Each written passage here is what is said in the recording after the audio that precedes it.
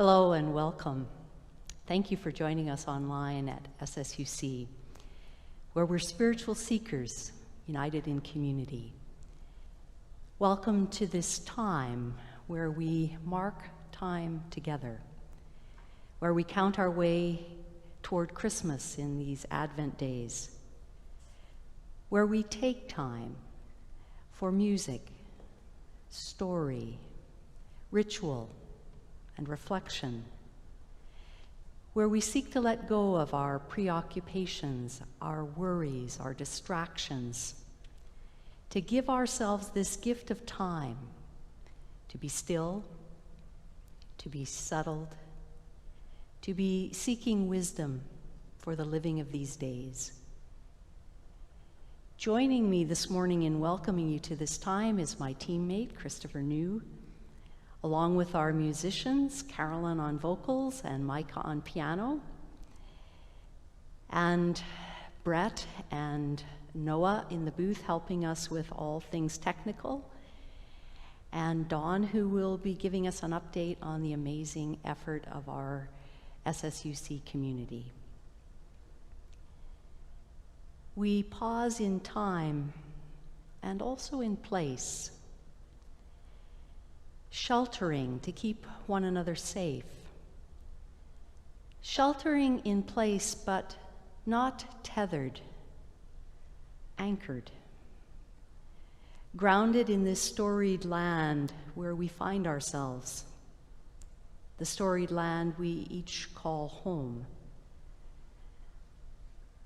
I invite us to take a moment to acknowledge those who were first to learn the wisdom of the sky and the soil, the trees and the waters of the land you call home. We here in Edmonton and in Saskatoon, the SSUC communities, respectfully acknowledge that we honor this land of Treaty 6, ancient home of Cree and Métis peoples and of so many Aboriginal peoples who traveled through these lands. And we seek to honor the traditions, the languages, the culture, the light in one another. We also seek to heal the wounds of colonization and to build trust and respect for a brighter future. Wherever you are, we invite you to take this moment to honor the land you call home.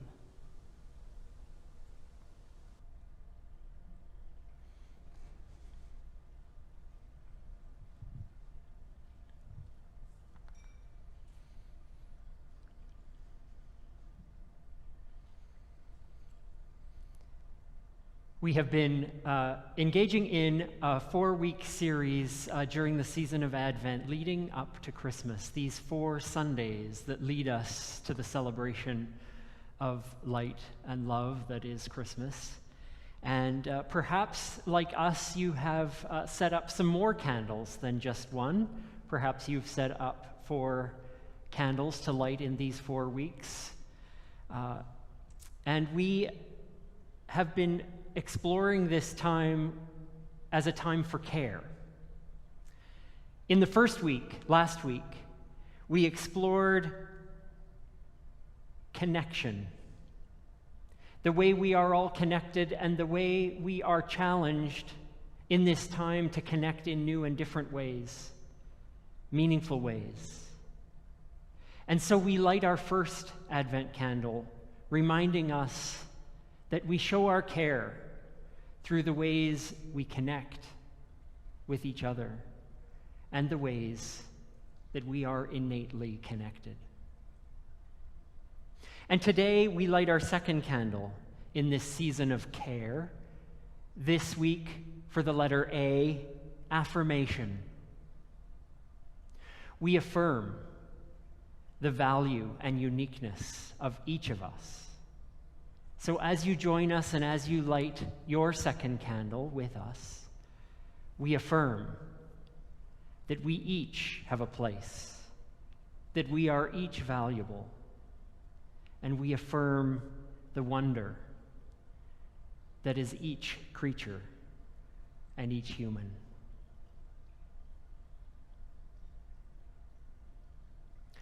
These Advent candles light our way to Christmas. We know that we're waiting for more of this light, even as we light more of our candles. So let's sing about the light that comes our way, waiting for ever more of it to shine in this season.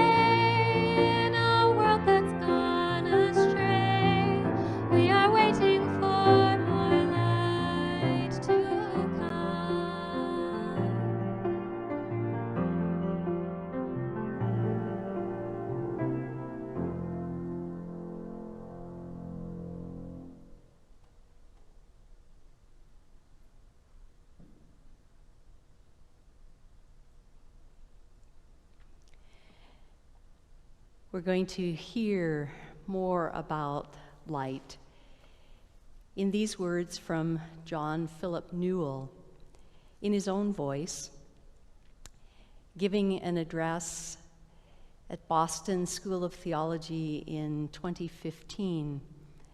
John Philip Newell is a minister in the Church of Scotland, a scholar of Celtic Christianity, one who explores the relationship between and among our various wisdom traditions.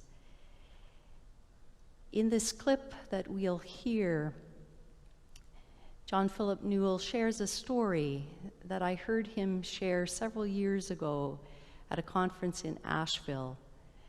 I was struck by its truth and wanted to share it with you this morning. Here's John Philip Newell. The meeting of East and West, spirituality beyond boundaries. May I begin by saying something of where I start and what my perspective is on nearly every topic related to spirituality that I try to address. and that is from within the Celtic inheritance. One of the most cherished images in the Celtic world from which I draw so heavily in my life and in my teachings is the memory of John the Beloved leaning against Jesus at the Last Supper. It was said of him in the Celtic world that he therefore heard the heartbeat of God, and he became a symbol of the practice of listening deep within ourselves, listening deep within one another, listening within the body of the earth for the beat of the sacred presence. Do we know that we are bearers of this unspeakably beautiful beat of life? And do we know that we can honor that beat of life in one another and in everything that has being? And do we know that it is this combination, growing in awareness that we are bearers of sacred presence, combined with a faithful commitment to honor that presence in one another and in the body of the earth, that this combination holds the key to transformation? And I believe that that is essentially why we gather for a day like this, why we study spirituality, why we are committed to spiritual practice. It is because deep within us is a longing to be part of this holy work of transformation, of bringing back into relationship again what has been torn apart within us, between us, in our world. Think of how our Christian history might have been very different if we had approached the other territory, other wisdom traditions, essentially as pilgrims, going with an open heart to look for the light that is at the heart of other wisdom traditions. Many years ago, I was giving a talk in Ottawa, in Canada. The talk was exploring aspects of the prologue to John's Gospel, especially the words, "the true light that enlightens every person coming into the world." A Mohawk elder had been invited to make observation at the end of my talk, an opportunity to observe the resonance between native spirituality or First Nations spirituality and Celtic spirituality, and there are many resonances. But at the end of the talk, this strong Mohawk elder stood with tears in his eyes and said, "As I've been listening to the themes this evening, I've been wondering where I would be tonight. I've been wondering where my people would be tonight. I've been wondering where we would be as a Western world tonight if the mission that had come to us from Europe centuries ago had come expecting to find light in us." We cannot undo the tragic wrongs that have been done in the name of the truly humble one, Jesus. We cannot undo our history of perhaps being the most arrogant form of religious expression that humanity has witnessed, conquering, triumphing in the name of our truth. We can, however, be part of a new birthing. And I believe a major feature of that new birthing that we are being called into is radical humility in relation to the wisdom of other great spiritual traditions, given not to compete with each other, but to deeply complete each other. As much as the species of the earth need one another to be well, so our great spiritual traditions need one another to grow into full maturity.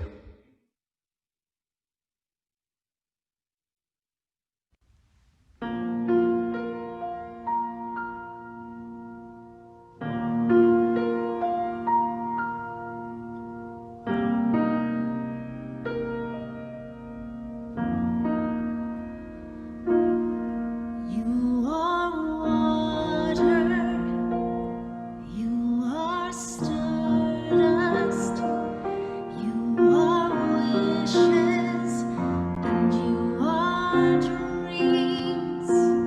You are feelings, you are thoughts, you are body. You are all of the places you've been.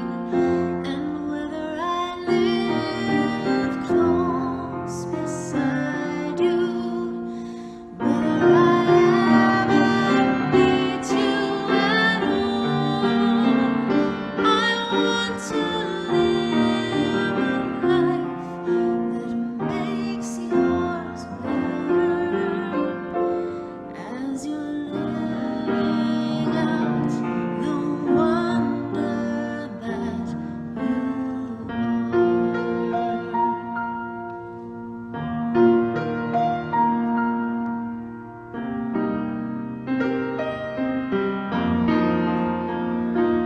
you are presence, you are distance, you are comfort, and you are role. You are choices that you've made, you are future. You are broken and yet you are whole. And whether I live close beside you, whether I ever meet you at all, I want to live a life that makes yours better. As you're living out the wonder that you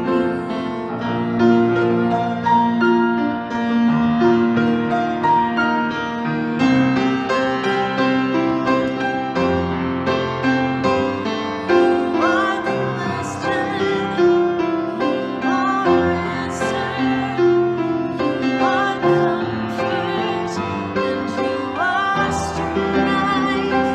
You are roads that you will take, you are freedom, you are beauty and wisdom and light.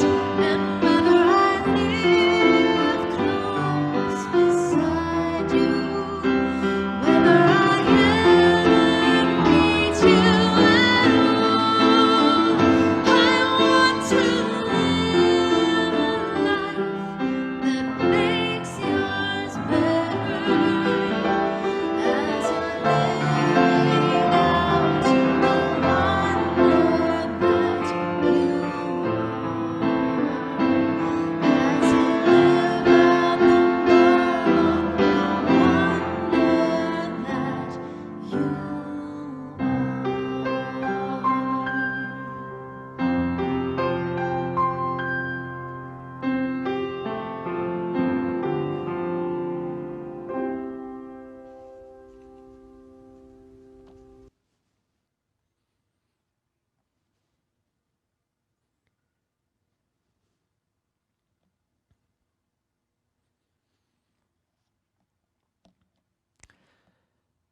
Today's Time for All Ages is a book by a favorite author, not just of me, but of many, an author of many, many books. It's Todd Parr, and this book by Todd Parr is called It's Okay to Be Different.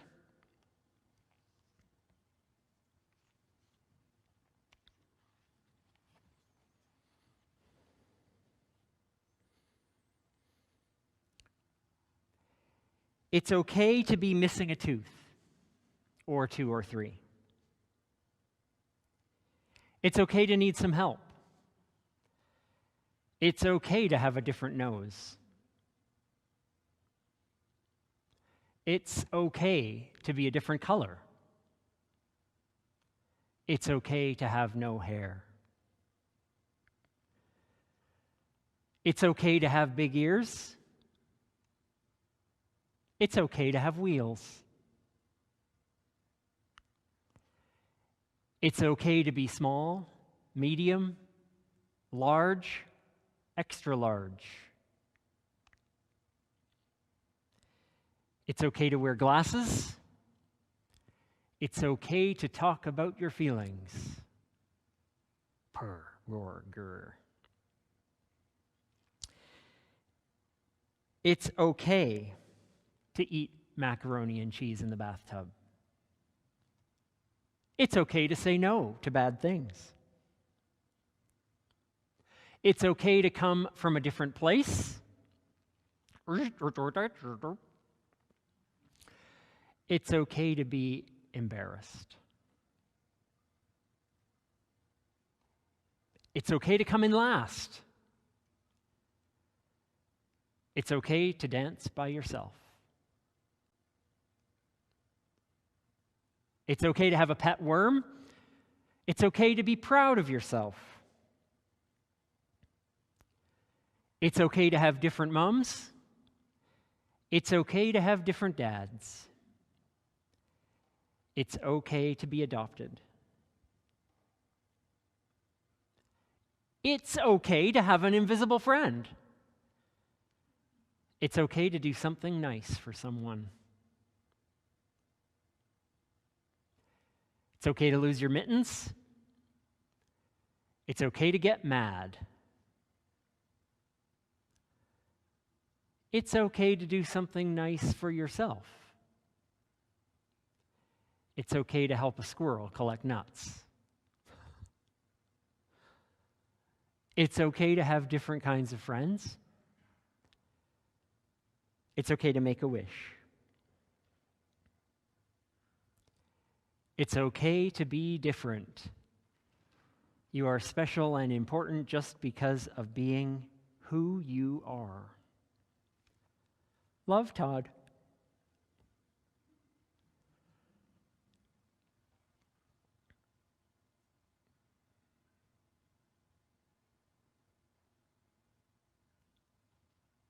As much as that might be appropriate for all the children in our lives, this book, as with all the books we choose to read, is important for all of us. During this time, there's no telling the accommodations and the changes and the different things that we've had to do, had to become used to. There is no right way to be in a pandemic. There is no one way to be. It's okay that we've had to find new ways to cope. It's okay that we've had to find new ways to have hope and to find peace. We are talking this week about affirming who we are, seeing the light in each other, but we have to start with seeing the light in ourselves. That it's okay to be us. So let's see the light, first in ourselves, and then in each other. It's okay to be different. Thanks, Todd Parr.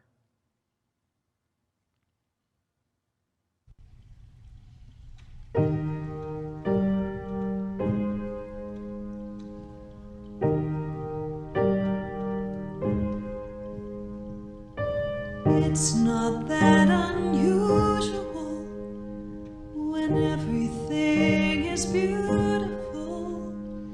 It's just another ordinary miracle today. The sky knows when it's time to snow. Don't need to tease.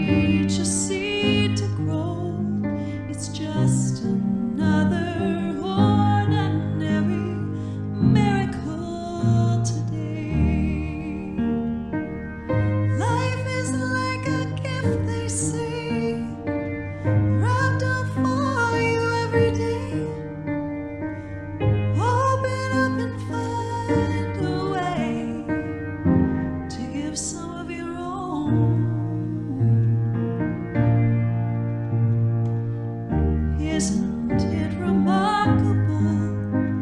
Like every time a raindrop falls, it's just another ordinary miracle today.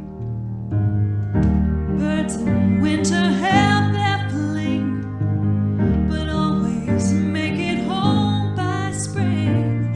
It's just another ordinary miracle today.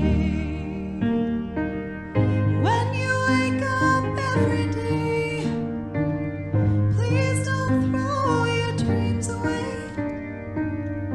Hold them close to your heart, 'cause we are all a part of the ordinary miracle.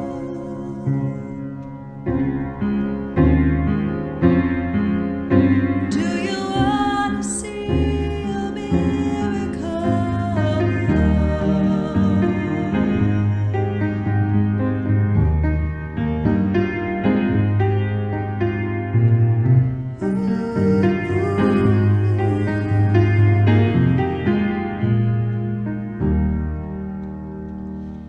It seems so exceptional that things just work out after all. It's just another ordinary miracle today. The sun comes up and shines so bright and disappears again at night. It's just another ordinary miracle today. It's just another ordinary miracle today.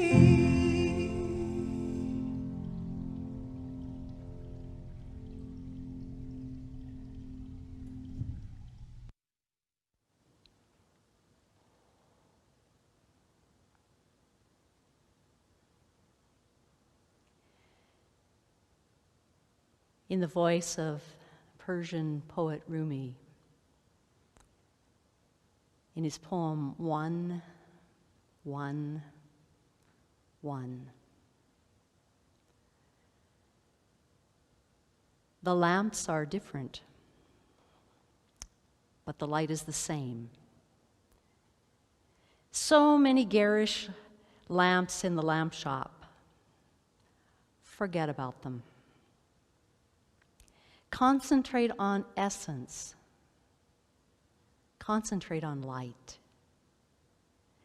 The light streams toward you from all things, all people, all permutations of good, evil, thought, passion.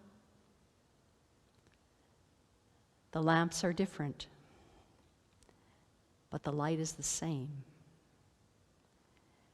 One matter, one energy, one light, endlessly emanating all things. Ground yourself. Strip yourself down to blind, loving silence. Stay there till you see that you are gazing at the light with its own ageless eyes. May we find wisdom in these words for our living.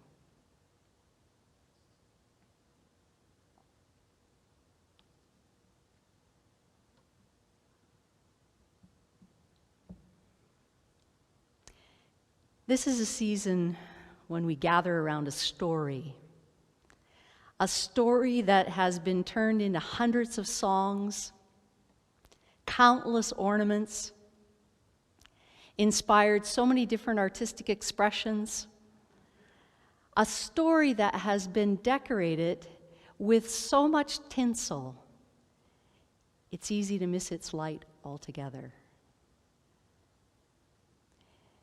we've made a supernatural birth its miracle.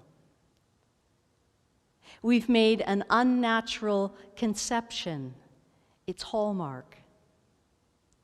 We've turned this story into a story out about a baby like no other, a baby that awakes and no crying he makes. And we have projected into this story the most dangerous distortion of our spiritual tradition,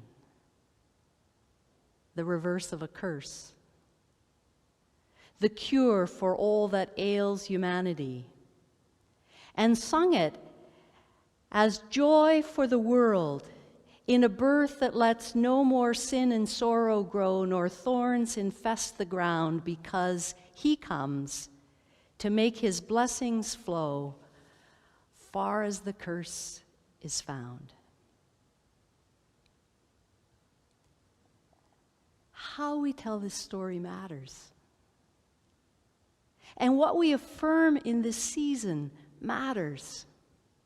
It matters hugely to how we see ourselves and how we see each other, and how it is we share the buried treasure that is part of this storied season. Think again of the words of that Mohawk elder. How things would be different if we approached one another expecting to see light in one another, expecting to find light in one another's stories and songs and languages and practices and traditions. This is the season to affirm the miraculous light that is born in every child. The sacred energy we each carry into the world, the unique spark of the sacred that is deeply within all beings. This is the season to affirm the original love that makes us human, not some original stain or flaw or sin in need of redemption. How can we look at the faces of these children born in our community this year, Henry, Jovan? How can we look into these faces and not see that the light that comes into the world carries the miracle we have tended to reserve for just one birth?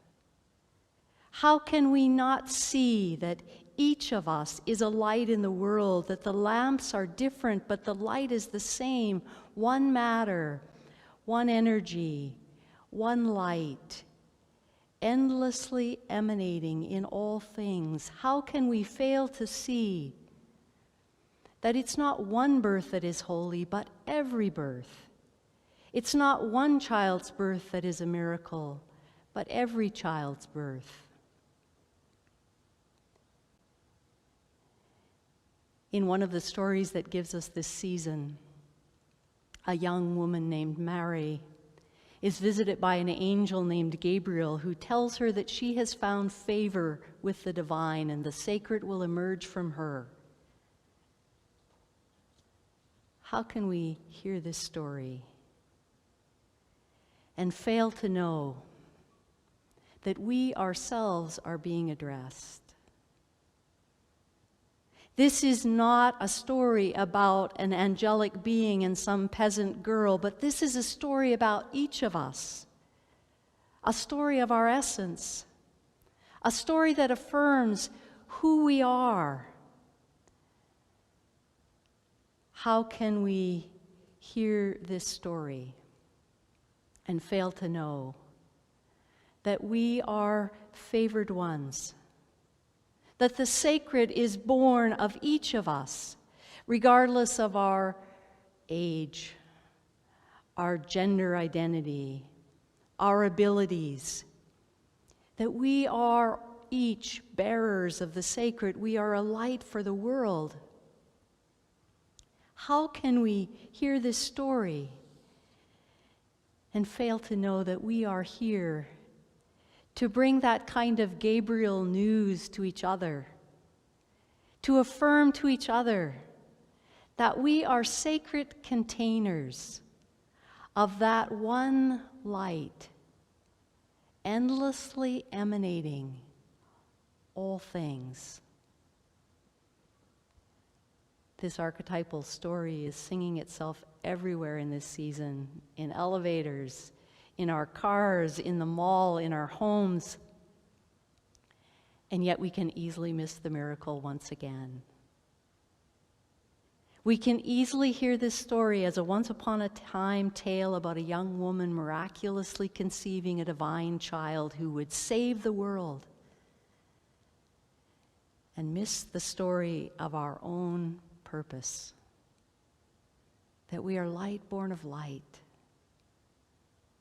light shining in the darkness, light seeking light in the eyes of another. And whether our lives are long or short, loud or quiet, large or small, known by many or known by a few, we are lamps, shining a unique and vital light. I've shared with you before a story that comes from Sue Monk Kidd in her book, Where the Heart Waits. A story she tells about her daughter taking part in a Christmas pageant. This is what she says. When my daughter was small, she got the dubious part of the Bethlehem Star in a Christmas play. After her first rehearsal, she burst through the door in her costume, a 5-pointed star lined in shiny gold tinsel, designed to drape over her like a sandwich board. I asked her, "What exactly will you be doing in the play?" And she answered, "I just stand there and shine." In so many cultures, humans intuited that we are descended from the stars long before we learned that the stars are our ancestors and our bodies are forged by the very elements born in the death of a star. And yet, though those stars shine so radiantly, we are deeply afraid of our radiance. Although we think we're afraid of our shadow, perhaps we're more afraid of our light. Maybe that's why every character in the story that gives us this season has some messenger of light come to them in the dead of the night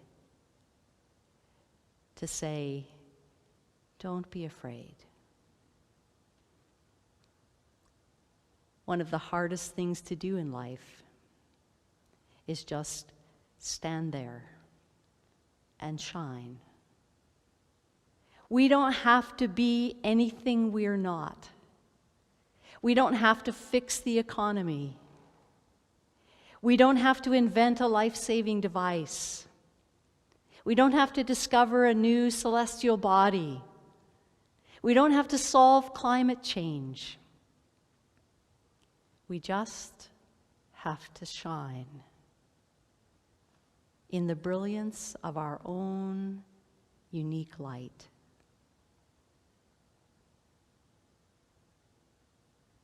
It's an ordinary miracle.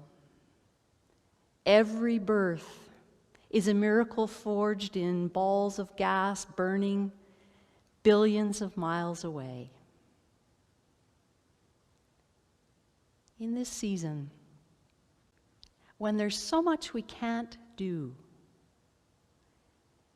there's nothing that prevents us from just standing there in our lives, in our place, and shining. There's nothing that prevents us from being a Gabriel and safely affirming to another how we treasure the light they embody, the light they emanate, the light that shines in them. In these moments, as we share with one another the gift of music, let's consider the ways that we can embody this story, that this can be our story, that we can find ourselves shining in this story, even amid the limits of this particular season in which we celebrate it once again.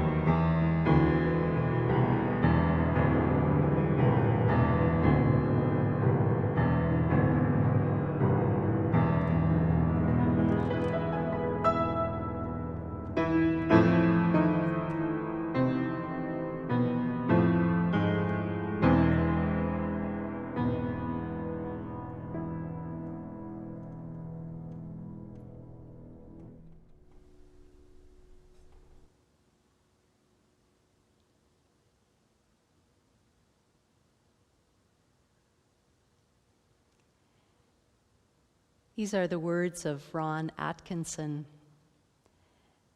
at the time that he was living on Quadra Island, west coast of Canada, serving the community of Cape Mudge. And these are his words reflecting on life in that small village on that small island.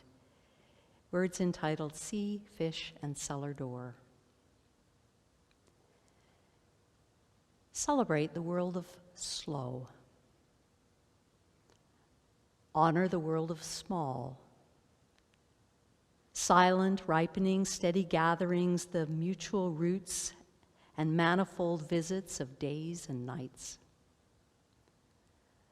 Affirm the generous extravagance at the heart of the whole.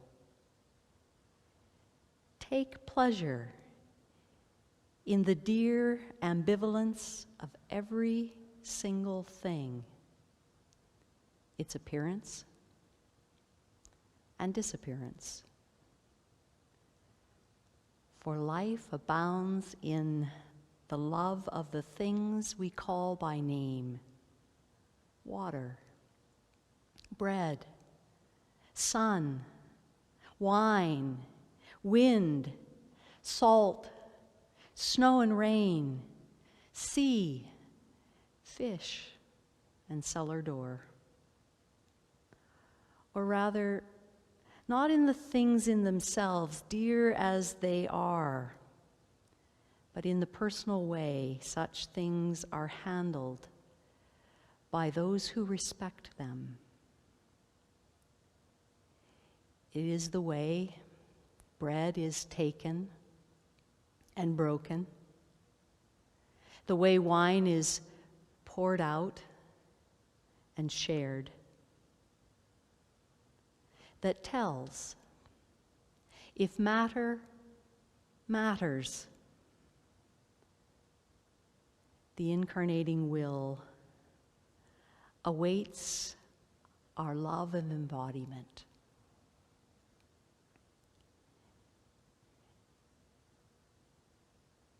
We're taking a little time with one another this morning to share a simple table ritual. If you have bread and juice, bread and wine, something you love to drink, something you love to eat with you, we invite you to participate with us now in this simple ritual as we reflect on these words of Ron Atkinson. The way bread is taken and broken, the way wine is poured and shared. A way of expressing that matter matters. As meaning-making creatures, we make ritual. Ritual is a way of remembering what has not yet happened, remembering forward, remembering what it is we hope for and long for. Ritual is a way to enact the sacredness at the heart of life. So we pause where we are in time and place, those of us in this room, each sharing a piece of bread, you where you are, sharing what is at hand for you. We hold a simple piece of bread, just another ordinary miracle. The miracle of earth broken open to feed us.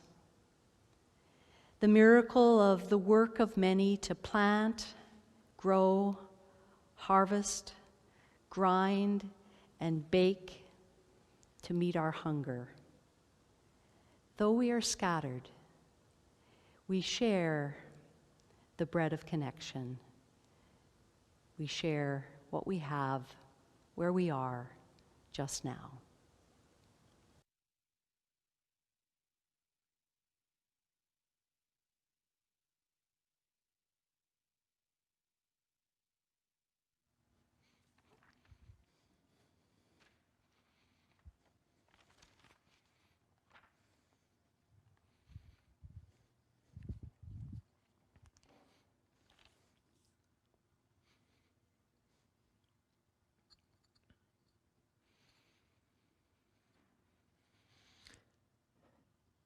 And now we hold a cup, a glass, whatever you've got at hand. A cup and a glass is meaningful because it gets filled and emptied again and again and again. Giving and receiving, pouring in, pouring out. Grapes are grown and crushed from the vine to the glass in a journey of persistence in the midst of sun and rain. And we pour out this juice again and again.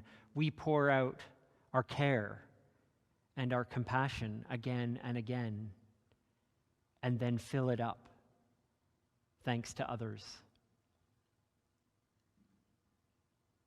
And so now we invite you to share in this drink, knowing that we affirm the perseverance and the dignity of each and every person in each and every life. We share this drink with one another.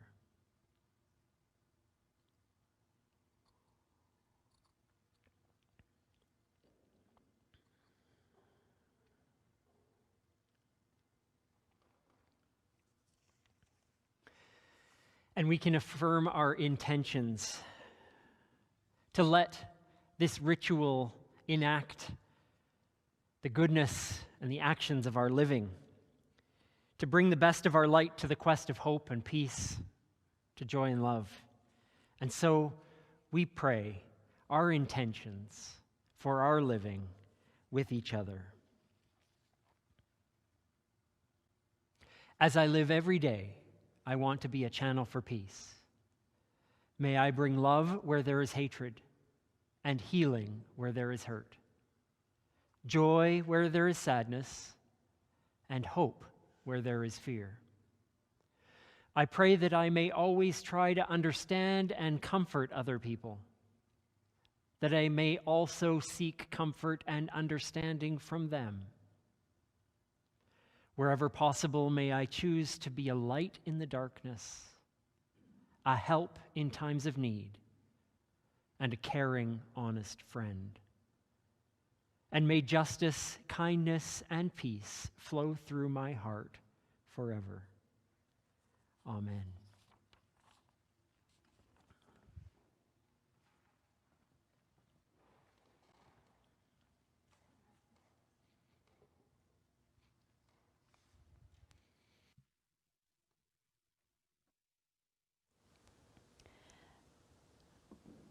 I want to share a few invitations with you. Just immediately following our gathering time in this way, we invite you to join us on Zoom for a time to go a little into a visit with one another, share coffee and conversation. You can join us for a few minutes or join us for the whole time. You'll find the link that you need for Zoom in the e-messenger that you received on Friday, and if you don't have that at hand, please feel free to email Chris or myself at the email address you find on the screen, and we'll be happy to give you what you need to connect with us this morning. We also want to express our gratitude to all of you for responding so generously to the gifts for the festive giveaway that the Bissell Center has hosted again this year, and our gratitude to Linda and Ken May for organizing it and delivering the gifts. As you can see, we collected over 70 toys and games for children, over 150 items of things like socks and mitts and gloves and toques and toiletries and cards for adults, and over $800 in gift cards for the shoppers who will come to the Bissell Center to receive something to gift to their families. We want to take a moment to invite Dawn to come and speak to us about the events of the last few days here. Good morning, everyone. Actually, it's Ginger, not Dawn. Hope you can all see my little name tag. And I'm also representing my best buddy, Chip, who couldn't be here this morning. So we were a team, but I tell you, we couldn't do it without you. You were fabulous. Just really living out what Chris talked about last week in terms of connection. We needed bakers, and we needed boxers, and we needed buyers, and we got them all. So here are a few pictures to share from our week. On Thursday came the bakers, and there were 63 bakers that turned out 1,033 dozen cookies. So here they are, masked, having a great time in the parking lot as everybody brought their cookies and waved at each other. And then came the boxers on Friday.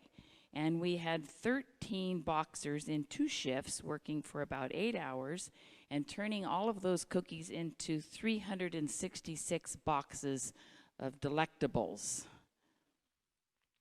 And then, of course, on Saturday, we had the sellers. So we had 9 people decorating the parking lot and moving all of the cookies outside. And then the buyers came, and all the cookies disappeared in 2 hours. So by 12 noon, we were out of cookies, and everybody had had a fabulous time. And all of those cookies turned into a total of $4,930 for the work of SSUC in the community and around the world. So there are Ginger and Chip there in the slide, celebrating the success that all of you made possible. You know, I'm always amazed at this community. It's just an incredible community. You turn up, you come together, you work hard, and look what we did together. They say it takes a village, and it really does take a community. So in the words of Chris from last week, we love you, we value you, we're proud of you. Thank you, thank you, thank you for making this fundraiser such an amazing success in this COVID year.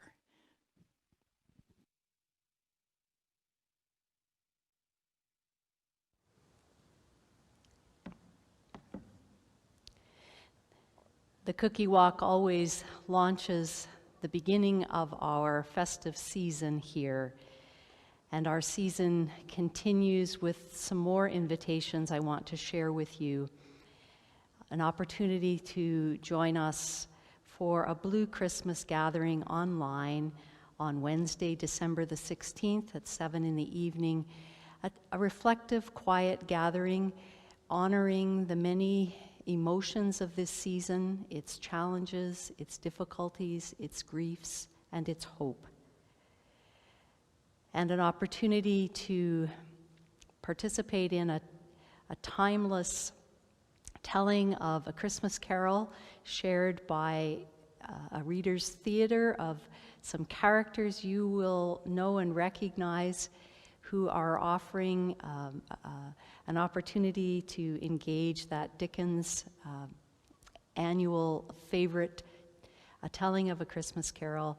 Please tune in live stream on December the 19th at 7 o'clock. We're also going to be raising money for the No Room in the Inn campaign. There'll be opportunity for you to contribute to that as an expression of your appreciation for the telling of the Christmas Carol offered by 5 voices from this community. There will be music and instrumentalists as well. Please plan to be part of that time together. And of course, on Christmas Eve at 7 o'clock, we'll be live with you, celebrating the gift of this Christmas season.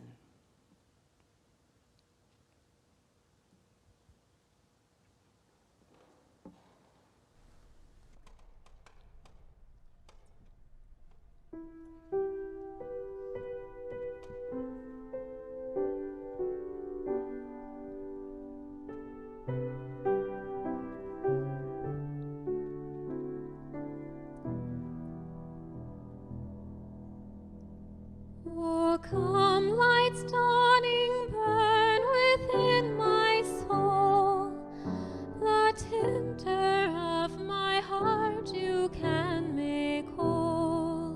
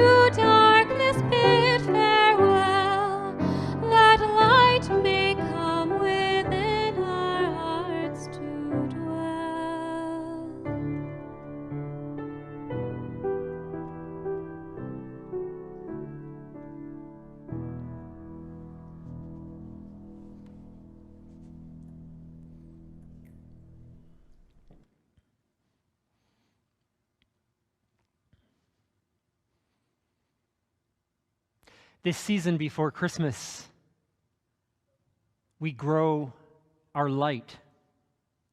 We light more candles, we light more lights as a way of growing into the season. We know that we first affirm the light within us in order to affirm it in each other. So let this week be a week of igniting the lights within each other, recognizing it, making it safe to shine, and encouraging it to grow. So may we go into this week with lights aflame and changing it as we need as we go into the season. Be well, everyone. Until we see you again, may you have peace, may you be safe, and we'll see you soon.